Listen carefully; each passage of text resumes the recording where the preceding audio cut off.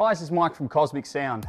Today we're going to be looking at Pioneer's new flagship DJ controller, the DDJ-SX, and the first controller to support Range new software. There's free software for controllers, Serato DJ. So firstly, I'm going to go over the makeup of the controller, and then we'll run through some of the new features and how they correlate to the controller and what's new about Serato DJ itself.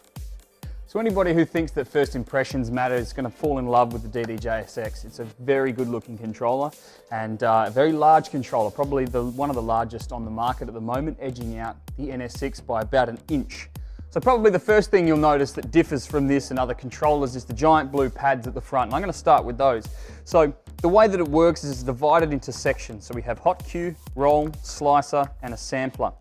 With hot cues, they work pretty much as you'd expect them to. So by simply pressing play, you can place hot cues wherever you like.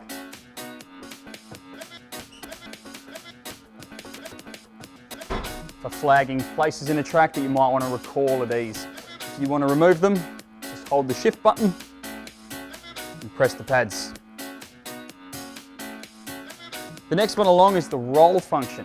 The way this works is similar to a slip roll on a DJM mixer, and it will work by rolling a track on an interval without actually interrupting the flow of the track. So when we release the pad, it's going to resume the track as if I'd never pressed it at all. And each one of these pads represents a different interval. So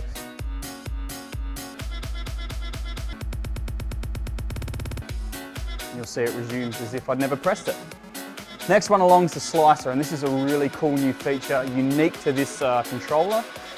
Basically what it does is it preempts every 8 bars or every 8 slices and turns those slices into a playable phrase. So as you can see here, it's moving along, and on the screen it basically shuffles the track along as it gets to the end of the 8 bars. So each one of those slices is playable.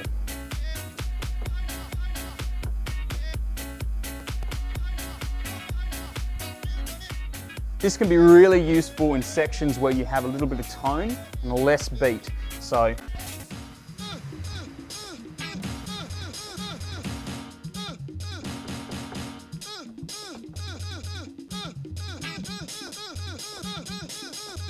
you'll notice that each one of the slices as I play them is quantizing to the actual internal clock, so it's waiting a little bit just to keep it locked in time.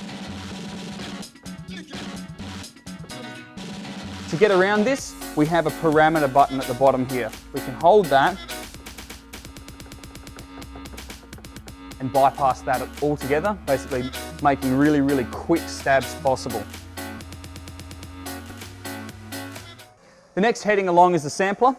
And the way this works, unfortunately, we can't grab a sample from a track directly with the controller. We need to use our mouse and keyboard for this. So to do that, we can press the panel select button in the top left and change to the sampler screen. Pick a track that we want to sample from. I'm going to choose the same one as we're using. Drop it and drag it into the sample. That sample then is triggerable, and we have a dedicated fader for sampler volume. So to introduce that,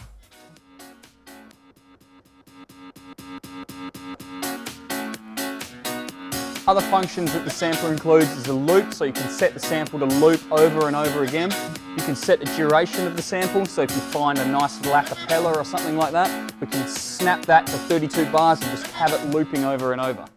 To access different parts of the sample bank, we need to be in our sample heading, and you'll see that the bottom right 2 pads, one of which will always be illuminated.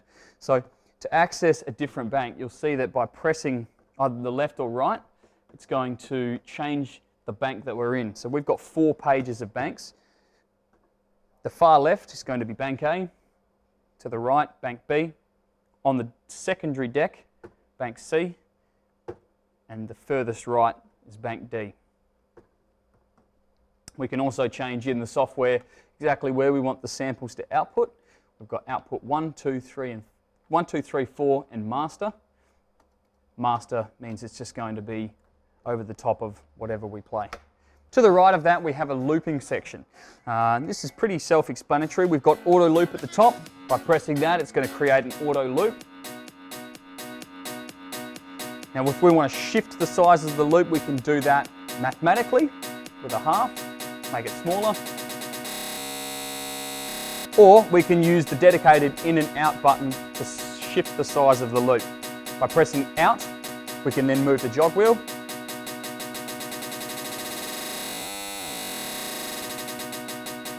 Or switch over to in, we can change the in point.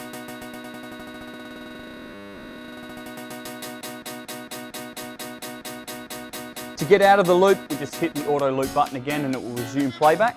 You'll also notice underneath we have a secondary function. So that's written in grey underneath most parameters on the controller. With the auto loop, once we engage a loop, hit shift, we can access the secondary parameters. By holding shift, we can move the loop to a different point. So I've moved it along one bar and backwards and forwards.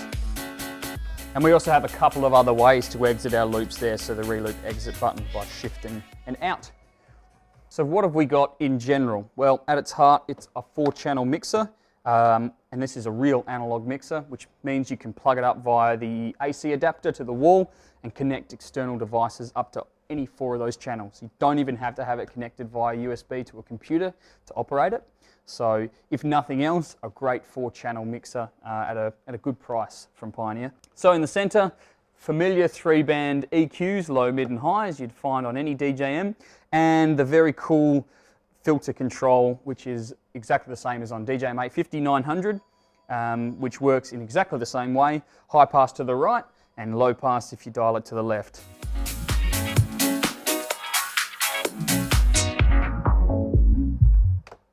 In the center of the unit, we have our master volume and level control, a booth monitor, which means, yes, it does have booth out, and a headphone mix, cue and master control, which is pretty standard on any 4-channel mixer. 4-channel faders, a crossfader, and a sample volume fader, as I mentioned before, with the sampler. Channel fader starts and crossfader assigned on the bottom here.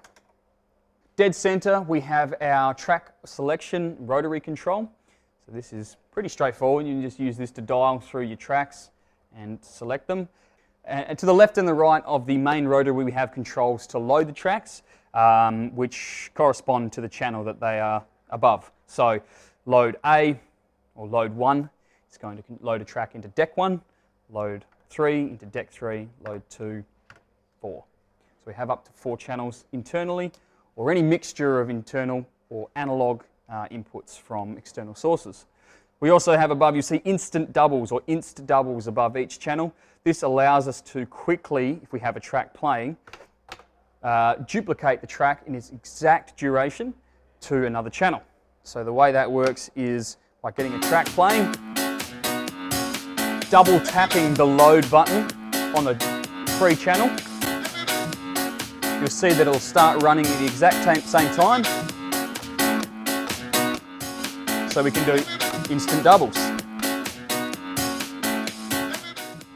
This is really cool if you want to add effects to the track that you're playing in a blank channel without interrupting the flow of the original.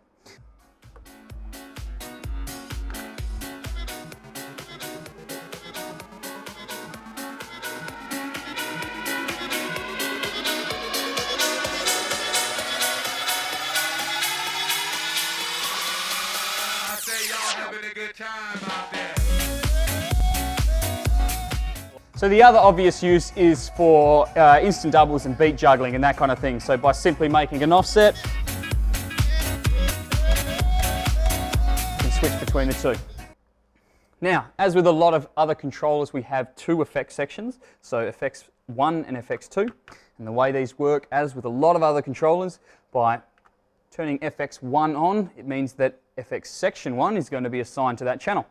So again, we'll use our panel select to jump back to the FX window so we can show you exactly what's going on here. There's some really cool new effects in Serato DJ. To access those, all we've got to do with channel 1 turned on, we've got a delay and 11 others. So we can hold shift and press the on button to bring up a menu, which is going to show us all of the different effects we have available. By default, when you turn an effect on, you're going to have 3 individual parameter controls. So one being your master wet and dry. In this case, the size of the reverb. We have a reverb cut, or this is the first parameter.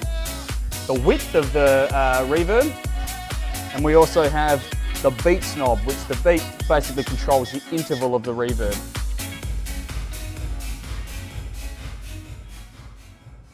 Below our effects section, we have Pioneer's proprietary needle search function. And this works simply by dragging your fingertip along the track to drop yourself in wherever you want to. To the left of that, we have a reverse button, which is a slip reverse. Basically that, by default, will mean that we can access it without it interrupting the flow of the track.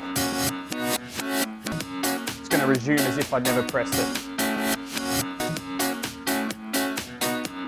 Jog mode, we can change it from vinyl mode to CDJ mode, exactly the same as on a CDJ. Without it on, it's going to act as a giant pitch wheel. When we have it on, we can scratch. Below that we have Pioneer's proprietary slip function. And this works in the same way that all other slip effects work, in the sense that when you press it on, you'll see that the deck flashes. That means that all those parameters that flash will be affected by it.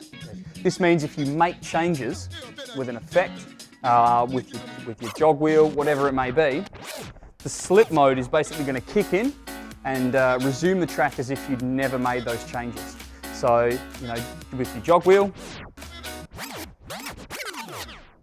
you'll see the track jumps back to its original position. Same with hot cues. We can resume the track. Auto looping. And basically any other change bar the tempo and pitch control. To the top left of the jog wheel, we have the grid section. Anybody familiar with Serato over the last year and a half or so will know that they've implemented beat grid markers. And this is our section to control that. So we can adjust the grid markers by using the adjust button, and we can slide the position of the grid markers using the slide function. Now to do this, what we have to do is press and hold the button and then move the jog wheel to adjust. So by adjusting it, we're basically just moving exactly where the downbeat is on the grid, left and right. Using the slide, we're actually increasing the size of the grid markers. So we're making them bigger or smaller, so basically telling the computer that it's a faster or slower track. The secondary functions, as you'll see underneath, can be accessed via shift, which are set and clear. Set basically acts like a tap function, so you can tap the grid markers on the downbeat and it will readjust the grid based on where I'm pressing it.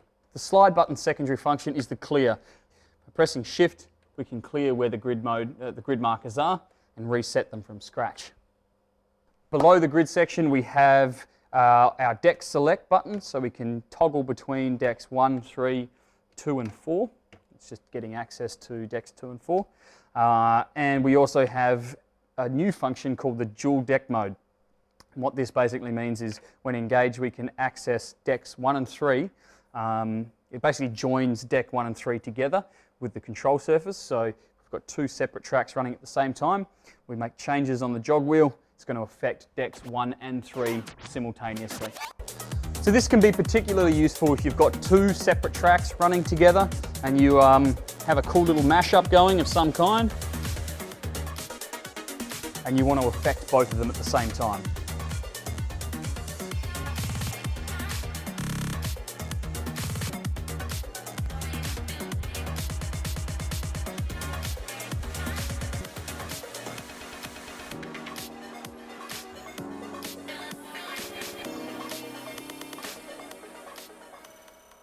So let's have a look at the front and back panel of the DDJ-SX.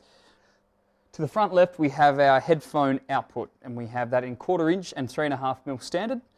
We have our volume headphone control here with a depressed button, so we can push that in and out to stop it from getting caught on things. Moving along, we have the channel input select button, so we can assign different sources to each channel. On the left we have PC, channel 3 we also have mic and CD. So PC being the input from Serato, mic assigns this as a mic input, so there's a mic input on the back.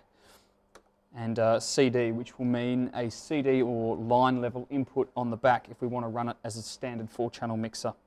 That's the same across each channel, except on channels 1 and 2, we also have a phono input in the center. To the right of that, we have our crossfader curve, which means we can control the curve of the crossfader, and it's the same sort of depress button as the headphone control. To the right of the crossfader curve, we have the touch sensor level, which is 2 knobs. We've got a left and a right. It's basically going to adjust how sensitive the jog dial is.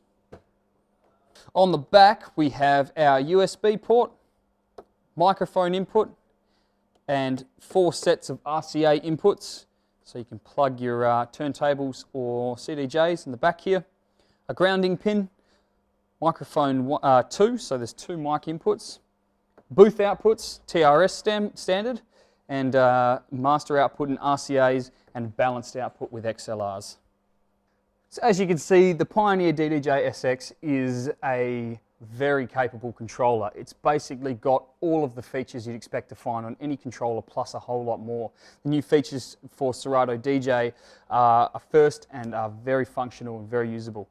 I particularly love the slicer function. Being able to slice up each 8 bars and play along straight away is a lot of fun. Plus having the access to slip mode for every function on the deck makes it just one of the most fun controllers to use straight out of the box. For more information or to purchase, come in store or go online to our website www.kosmic.com.au.